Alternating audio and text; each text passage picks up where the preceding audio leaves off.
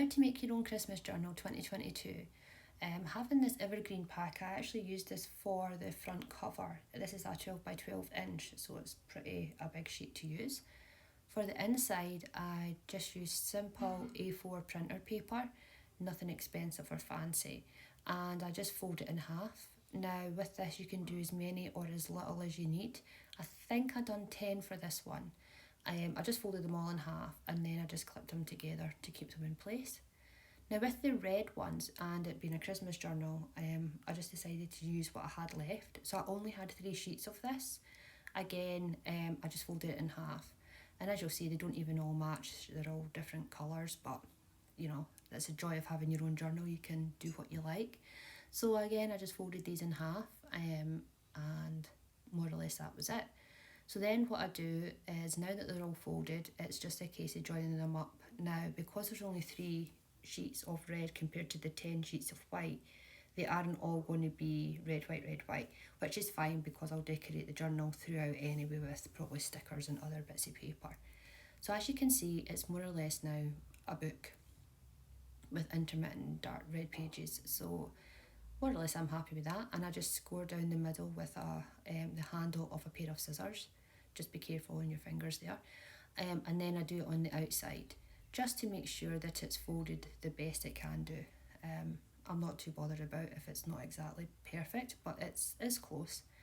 So then what I do is just run down the spine again just to make it a nice tight straight line.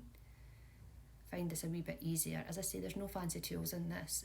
It's basically whatever you can have around the house.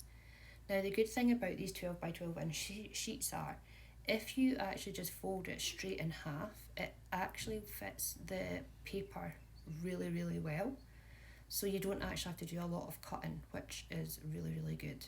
So what I do is I just fold it in half, and again I just do my normal straight down the middle, and then I just run it down with scissors.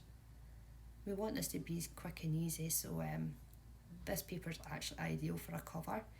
And you get 12 in a pack, so you can obviously just decide what ones you want, or you could do 12 journals for Christmas. So there we are. As you can see, it fits perfectly. It does have excess at the top, but not a lot, and I'll probably end up using that throughout the journal. Again, I just run round the end with a pair of scissors. Again, please just be careful when you're holding the sharp end. Don't recommend doing this, but you know, it is what I had in the house. So again, I just fold it over. This will make it easier to cut. To cut it, because I'm not exactly great at cutting straight lines, I just use a very simple paper trimmer. I think I actually got it from Kmart years ago. So it's nothing expensive.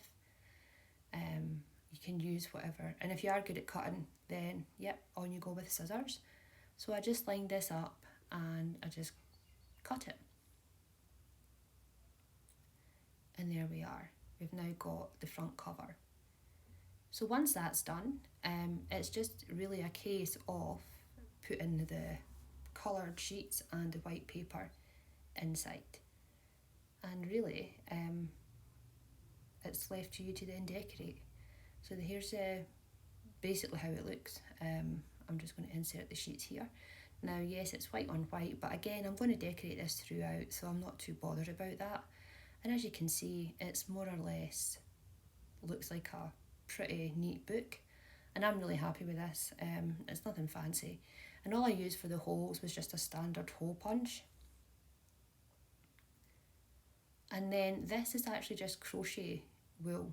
I had it left over and it was green, so I just figured I would use that. If you want to go out and buy stuff, that's fine, but I just kind of use what I have. And then all I do is just cut 2 bits, and then I just string it through. Now you can do as many holes as you want.